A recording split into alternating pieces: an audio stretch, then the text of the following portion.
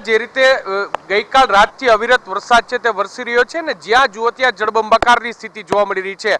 આપને હું દ્રશ્યો બતાવવા માંગીશ। રાજકોટનો 150 ફૂટ રિંગ રોડ છે તે પાણી જ પાણી છે તે અત્યારે જોવા મળી રહ્યો છે। રાજકોટનો જે રૈયા ચોકડીથી કેકેવી હોલ તરફ જવાનો આ રસ્તો છે કે જ્યાં રસ્તો આખો નદીમાં ફેરવાઈ ગયો તે પ્રકારની સ્થિતિ છે તે જોવા મળી રહી છે। વાહન ચાલકોને ભારે હાલાકી છે તે પડી રહી છે। જે મોટા કોમ્પ્લેક્સ છે તેના સેલરમાં અત્યારે પાણી છે તે ભરાઈ ગયા છે।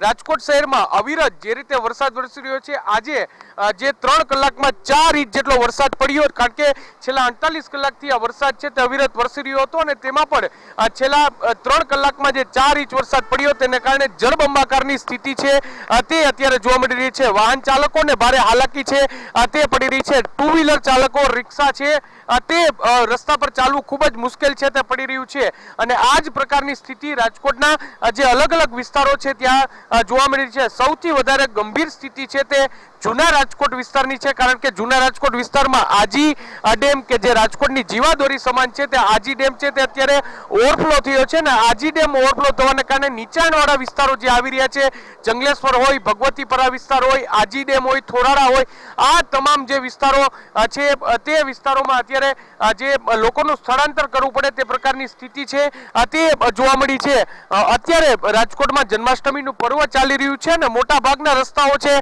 તે સુમસામ છે। વહીવટી તંત્ર દ્વારા લોકોને અપીલ કરવામાં આવી છે કે બિનજરૂરી તેઓ ઘરની બહાર ન નીકળે, કામ સિવાય ઘરની બહાર ન નીકળે, કારણ કે હવામાન વિભાગે હજુ પણ વરસાદની આગાહી છે તે કરી છે અને રાજકોટના આજે દ્રશ્યો સામે આવ્યો છે જ્યાં સ્થળ છે ત્યાં જળ છે તે અત્યારે જોવા મળી રહ્યું છે ને લોકોને પારાવાર મુશ્કેલી, પારાવાર હાલાકી છે તે પડી રહી છે। પાણીના નિકાલની વ્યવસ્થા છે તે રાજકોટ મહાનગરપાલિકા દ્વારા સત્વરે કરવામાં નહીં આવે તો જરૂરી વાહન વ્યવહારને પણ અસર થાય તેવી પૂરી શક્યતા છે તે અત્યારે વ્યક્ત કરવામાં આવી રહી છે। રાજકોટનો જે રૈયા ચોકડીનો બ્રિજ છે તે બ્રિજની પાસે ભારે જે પાણીને કારણે અનેક વાહનો છે તે પણ અહીં બંધ પડી ગયા છે ને વાહનો છે તે ઊભા રાખી દેવાની ફરજ છે તે પડી છે। ટૂંકમાં શહેરમાં જે પ્રકારે જળબંબાકારની સ્થિતિ છે અને કોઈ પણ એવું રોડ બાકી નહીં હોય કે જ્યાં અત્યારે પાણી નહીં ભરાયું હોય। મોટાભાગના વિસ્તારોમાં જળબંબાકારની સ્થિતિ છે। જી